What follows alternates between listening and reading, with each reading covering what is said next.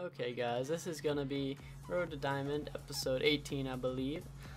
Sorry that I haven't been making too many videos recently, I'll explain that later. But anyways, this first clip is doesn't go too well for us, but luckily Asari, smart thinking, jumps it back over the wall and gets Lux. Makes it a 1 for 2 rather than a 2 for 0, so not too bad. Anyways, this lane is like normally pretty hard for GP, the playing versus Renekton, but luckily this like little whatever this was right here actually helped me quite a bit.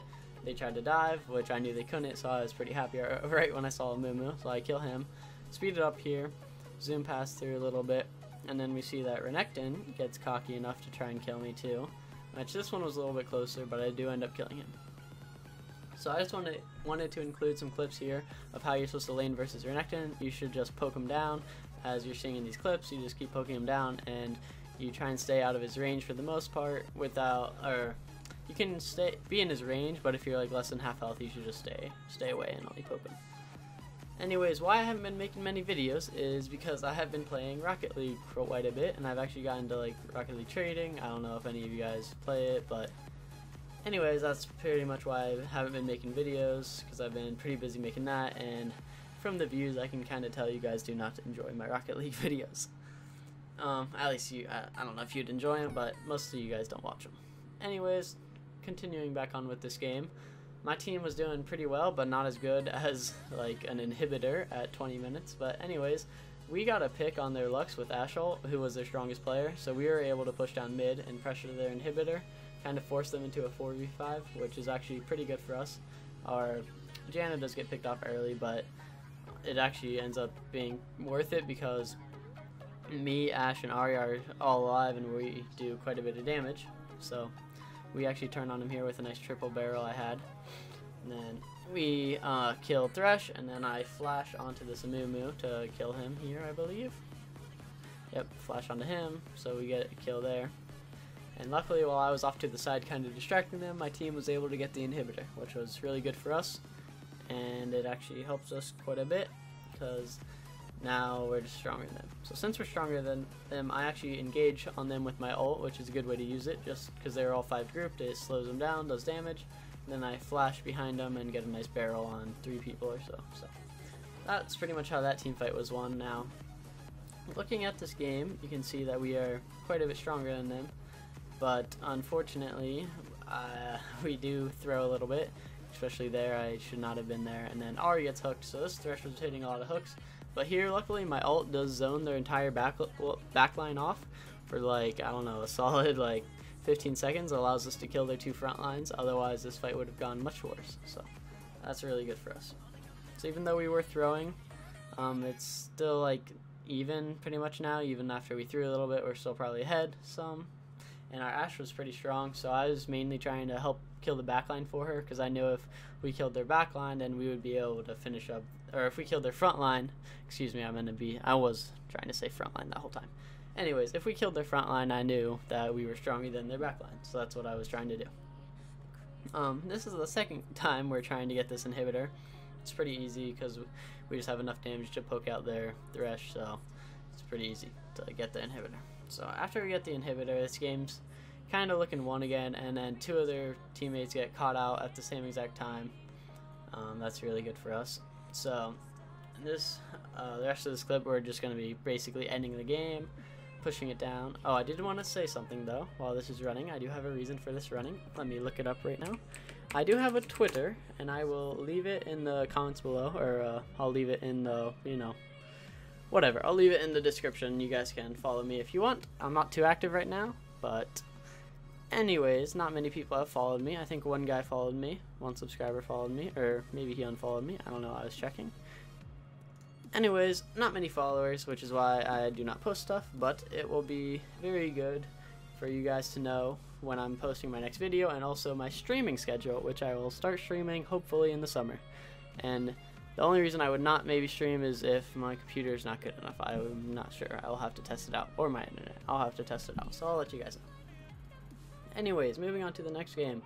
Starts off with this Master Yi coming top lane and thinking he can 1v1 me, which, I mean, I don't know if he messed up. He didn't hit like any of my barrels, so if he would have like auto-attacked one of them, he probably would have won the 1v1, just because they're really good for resetting Gangplank's passive and doing damage.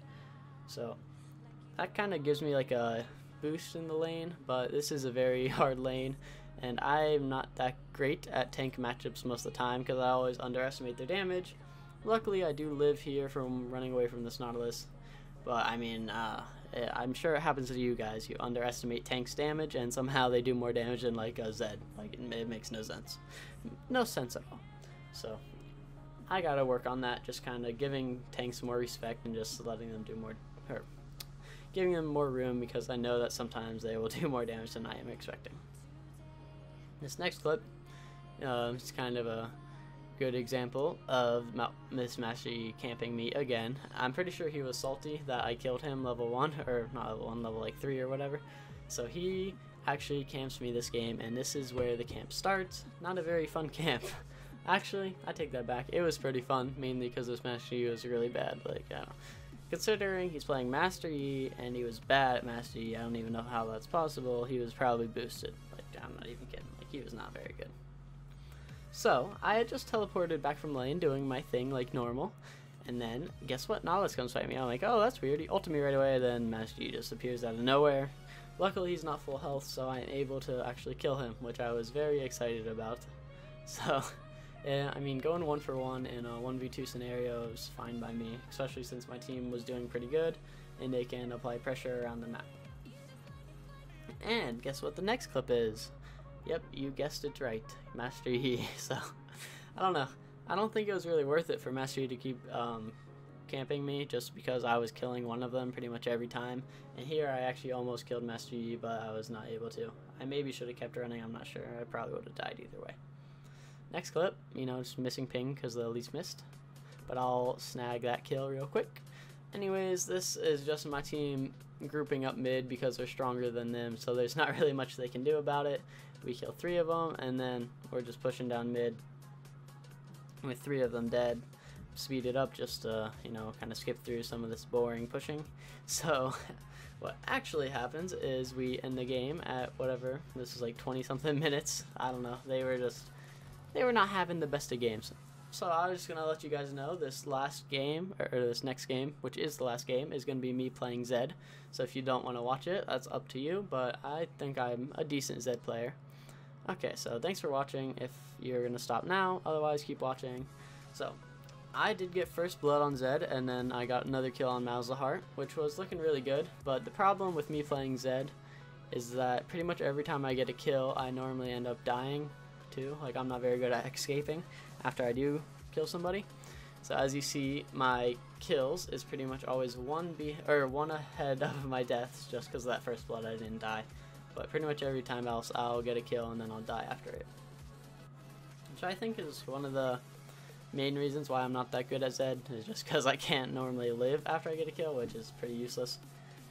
Anyway, this game was like, oh, this clip real quick I wanted to say. I just wanted to do like a one-man mission here and just kind of suicide for this Gangplank, since he would increase my AD, but unfortunately my team came with me. I don't know if they were trying to save me. I didn't communicate well what my plans were, but they ended up dying, which was pretty bad. So I tell them afterwards that I just meant that to be a one-person mission, not for them to try and help me. But so as you see, my score, or my kills, is still one ahead of my deaths, like it should be, because I am an average Zed player. Anyways, the reason I was playing Zed is because they picked a Gangplank, so here their super fed talons cut me off, but luckily I actually get a kill on Gangplank. I was doing pretty good at hitting my Qs this game, which sometimes I have trouble doing, but anyways, I don't think, no matter how well I would have played as Zed, I don't know if I could have carried this, mainly because I'm not that good at Zed, so even if I would have played to the best of my abilities, it probably would not have worked out for us, because their Talon got super fed. I'm pretty sure it was a Talon top, might have been Talon jungle, I don't know, it was something weird, but anyways, he got fed. So these are just the final clips of them kind of pushing us down mid. Not really too much I can do about it until this Brand, as you'll see in a little bit, flashes over the wall. Like, I don't really know what his plans were, so he gives me one free kill to keep my KDA even. I'll take it. So yep, this is pretty much the end of the game. Not too much we can do there, but thanks for watching. I hope to see you next time, and I will try and make more videos soon, so stay tuned for that. And follow my Twitter, link in description.